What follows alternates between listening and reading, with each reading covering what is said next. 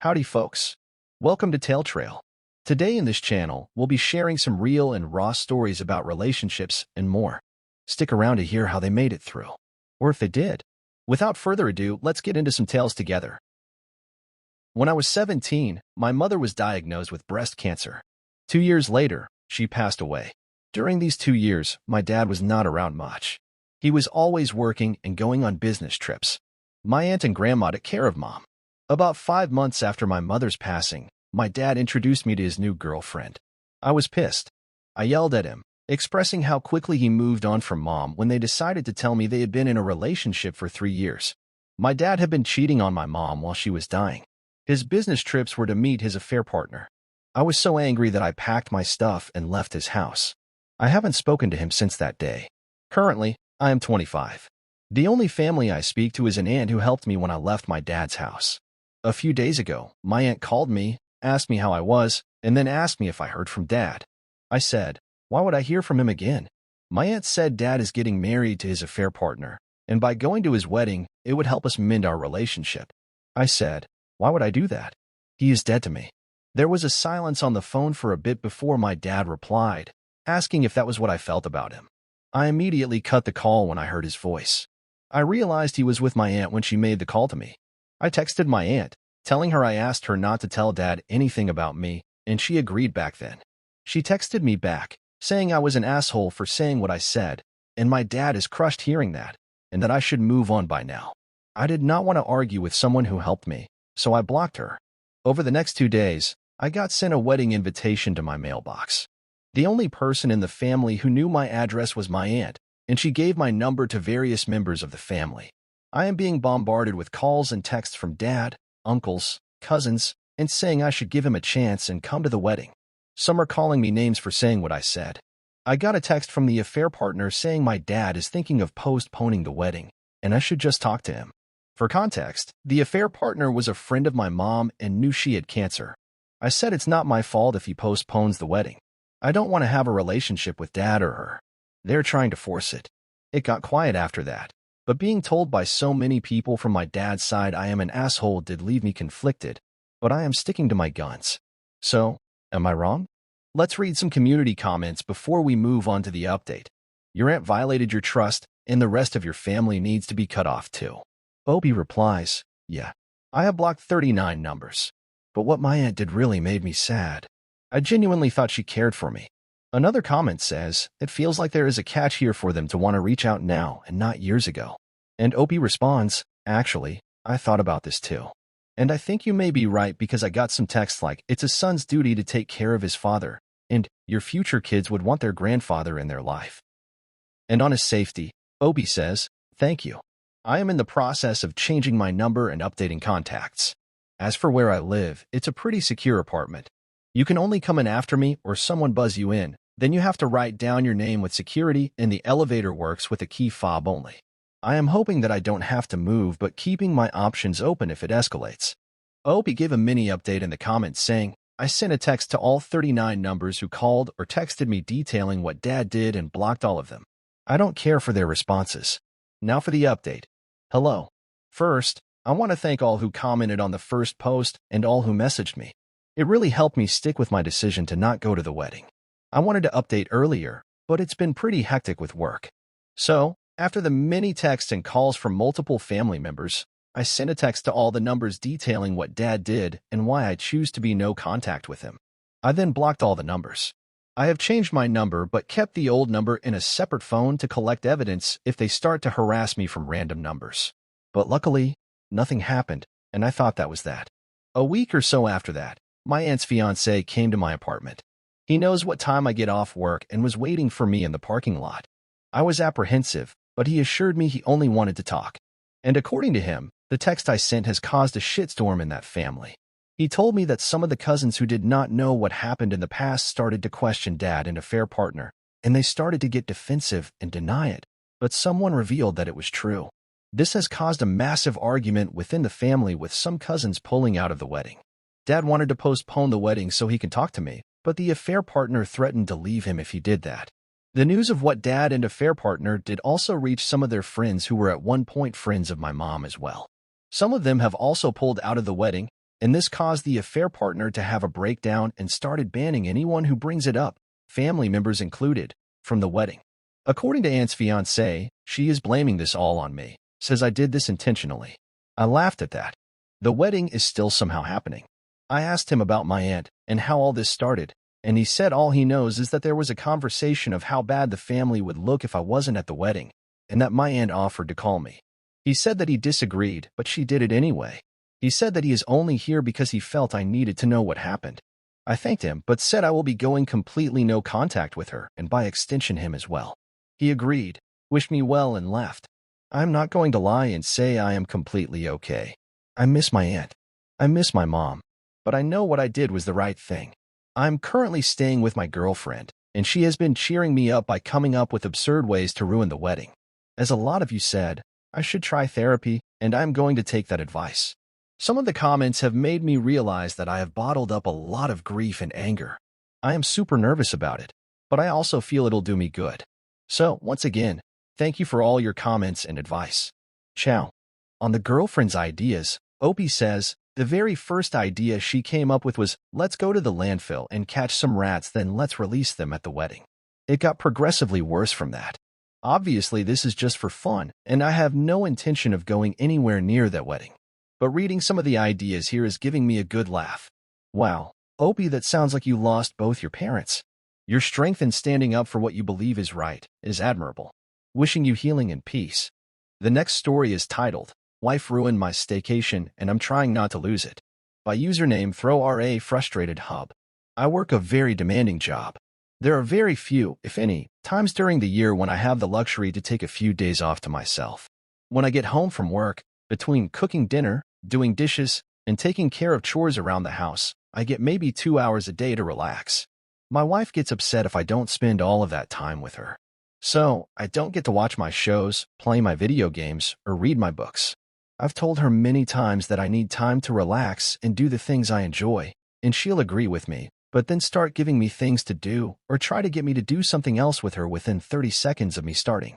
So 2 months ago, I asked my boss if I could use a week of vacation between Christmas and New Year's. It's a slow week, and we made arrangements to ensure that I am covered during those days for emergencies. I told my wife that this will be my me time to do all of the things that I want, to de-stress from life, and to catch up on the things that I really enjoy. I also plan to clean up my office and organize my files, which is something that has stressed me out for a while. My wife agreed and told me that she was very happy I'm going to be able to do some self-care. This weekend, she informed me that she had scheduled the chimney cleaners for Wednesday because I'd be home. She wrote down a list of things for me to do. Go to Home Depot, clean up the yard debris, pick up groceries for the week, go through boxes in the basement, and organize everything. I politely informed her that I would not be doing any of those things, that this week was about self-care and addressing my needs, and with only 4 real days, minus Christmas, I was not going to add additional tasks. She told me to just get to what I had time for. On Tuesday, my wife decided to work from home. This prevented me from organizing my office since we share an office. I put on one of my video games and started to play. 10 seconds later, my wife came flying in and told me to turn it off because it was too loud while she was trying to make phone calls. I told her to shut the office door, but she told me it was entirely too loud and sounded unprofessional in the background. So, I pulled out a book and started reading on the couch. I did that for about an hour when my wife decided to come out into the living room and work on her laptop. She turned on the Kardashians. I sarcastically asked if that wouldn't make her sound unprofessional in the background. She replied, I'll just mute it if a call comes in, which is exactly what she did. So, after 15 minutes of trash TV and loud business phone calls, I went into our bedroom to read my book. At this point, my wife kept interrupting me every few minutes. How's the book? How much more do you have to go? What's it about? Do you want lunch? What do you want for dinner? Are you still on the same book? Do you want to watch something on TV? Am I ruining your day? Do you not want to spend time with me? Do you know where the black water bottle went? Eventually, it was time for dinner, so I just gave up and put my book down. Today, she decided to work from home again. I told her it wasn't necessary. She told me that she wanted to work from home. I replied, yes, but no offense, I do not want you here. She laughed and said, I know, it's your self-care week, but I don't feel like going in. We can both be here. So, I could not be in the office. I had to be up early for the chimney cleaners and could not be in the living room because they were working in there. I went into our bedroom and started reading my book. She came in and informed me that I needed to stay with the chimney sweepers in case they had questions because she had work calls that she had to take. I was unable to concentrate with them working, so I just sat there. When they finally finished, I took my book out and started reading. That's when my wife decided to come out into the living room and turn on the Kardashians again. I migrated into the bedroom, laid down on the bed, and continued reading my book. 10 minutes later, she came in with her laptop and laid down on the bed next to me. I did my best to ignore the typing and phone calls and just concentrate on my book. Then she started snoring. Not heavy breathing, but literal congested wheezing, choking, snoring. I sighed, got up, headed into the living room, laid down on the couch, and put one of my shows on. That lasted 15 minutes before my wife came in and started talking through it. She kept asking questions about it, criticizing it, talking about how it's clear why she wouldn't watch it, asking how many episodes there are, how long each episode is, and so on. Finally, after needing to rewind the same part 8 times, I accepted defeat and turned it off. My wife informed me that she thinks she's going to work from home the rest of the week. She saw the look on my face, smiled, and said, "I know, I'm cramping your style and ruining your week off, but it's a quiet week and it works for me to be home." I told her, "I love spending time with you, but I need my alone time. I haven't been able to do anything for me, and it is damaging to my mental health." She insists that she understands and she wants me to have time to myself, but it seems to be in theory only, not in practice. I have found myself snapping at her and being terse with her, and I do not want that. I am afraid that I am going to explode on her. I don't know how to make myself any clearer, but she doesn't seem to be taking me seriously. Reading this story made me want to take a week off from your wife. Sorry, that was just a joke. Let's read some comments to which Opie replied to. One comment says, "All the things you enjoy aren't spending time with your wife. Why are you married?" Opie responds, "You're talking about one aspect of our relationship. We do a lot together that we do enjoy. We have shows that we watch together. We go for walks/hikes together. We are both highly intelligent with advanced degrees and can keep up with each other intellectually. We make each other laugh, and we support each other in everything we do." I know that what I've just said sounds very incompatible with the situation I've described over the last 2 days, but as I said, it's one aspect. We do genuinely love each other. Do you guys ever go on dates or anything like that? Does she get alone time often, or does she work a lot too? I think there's a bigger issue here and she's maybe being passive-aggressive about it. And Opie replies, "I usually suggest dates more than she does. She complains about the cost. She gets more alone time than me. She works full-time, but her commute is much shorter. She also has scheduled activities during the week like tennis. And yes, those are on my nights to cook, so not exactly relaxing alone time for me. More like chore and food preparation time." Another says, "Does she have some sort of unresolved mental health issue that she copes with by creating busy work? I know a couple of people who will do this. I'll invite one over, and if she has any downtime at all during her visit, she'll start picking things up and doing dishes, whatever sticks out at her in the moment. Some people can't mentally handle relaxation and downtime. Maybe this would be a good conversation to open up with her if you haven't had it already. Might help resolve some of these conflicting de-stress methods you guys have if you can both see eye to eye about each other's needs." Opie says, "I've brought this up to her, but she insists that she's not able to relax until everything is done." And the last unpopular one, well, she lives there too. Did you expect her to disappear and be invisible in her own home for the week? You need to go stay somewhere by yourself for a day or two. To which Opie says, "No, of course not. It's just that she typically works from home 0 days out of the week. And the one time I made it unambiguously clear how important it was for me to have these 4 days to myself to relax and enjoy my things, she chose to work from home 4 days out of the week." Opie, I can feel the stress and tension in your situation. It's clear that your self-care week has been compromised and a conversation seems like the best way to go about it. However, it's not easy to express the need for alone time, especially when others may not fully understand. Your feelings are valid, and I hope you and your wife can find a way to navigate this together, ensuring both your needs are met. Well, that's it, folks. Thank you for tuning into our stories today.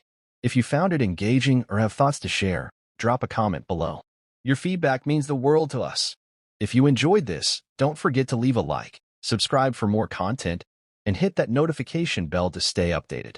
Until next time, take care.